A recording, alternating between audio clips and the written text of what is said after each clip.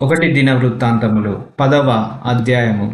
ఫిలిష్తీయులు ఇజ్రాయేలీలతో యుద్ధము చేయగా ఇజ్రాయేలీయులు ఫిలిష్తీయుల ఎదుట నిలవలేక పారిపోయిరి. హతులై గిల్బోవ పర్వతమందు పడిరి.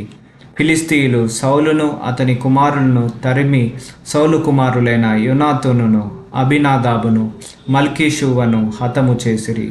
యుద్ధములో సౌలు ఓడిపోవచ్చుండెను. అతడు అంబులు వేయవారు కంటబడి వారి చేత బహుగాయముల నొందెను. అప్పుడు సౌలు, ఈ సిన్నతి లేని జనులు వచ్చి నాకు మానభంగము చేయకుండా నీవు నీ కత్తి దూసి నన్ను పొడిచివేయమని తన ఆయుధములను మోయువానితో ననగా వాడు బహుగా భయపడి అలాగు చేయుటకు ఒప్పలేదు గనక సౌలు తన కత్తి మీద పడెను. సౌలు చనిపోయేనని ఆ ఆయుధములను మోయువాడు తెలిసికొని తానును కత్తిని పట్టుకొని దాని మీద పడి చచ్చెను. ఆ ప్రకారమే సౌలును అతని 3 కుమారులను చచ్చిరి, మరియు అతని ఇంటి వారందరూ చచ్చిరి. జనులు పారిపోయిరనియు సౌలును అతని కుమారులను చనిపోయిరనియు లోయలోని ఇజ్రాయేలీలందరూ తెలుసుకొని తమ పట్టణములు విడిచి పారిపోగా ఫిలిష్తీయులు వచ్చి వాటిలో కాపురముండిరి.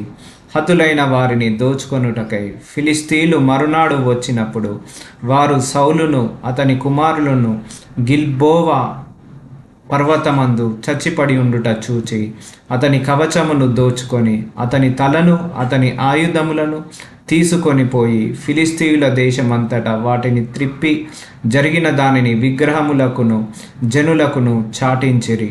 వారు అతని ఆయుధములను తమ దేవుని గుడిలో పెట్టి అతని తలను దాగోను గుడిలో తగిలించిరి.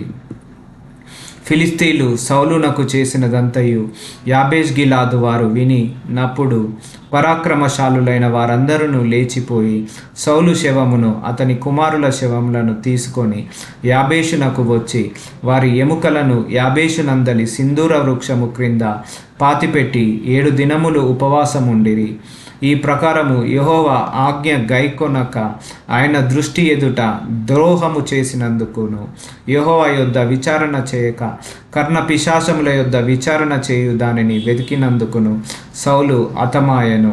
అందు నిమిత్తము యెహోవా అతనికి మరణశిక్ష విధించి రాజ్యమును యెషయ్య కుమారుడైన దావీదు వశము చేసెను.